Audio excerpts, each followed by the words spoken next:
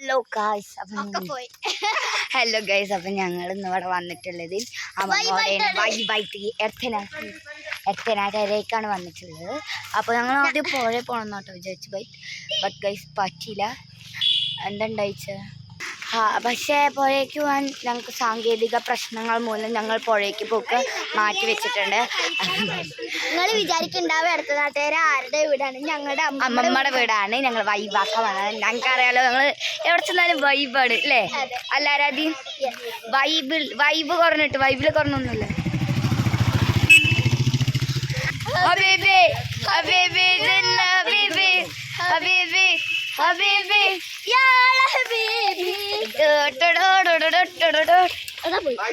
ഞാൻ പേടിച്ചു.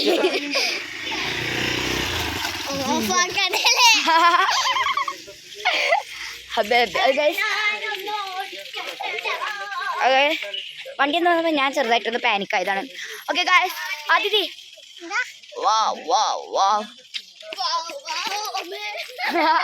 ഹബീബി ഹബീബി ഹബീബി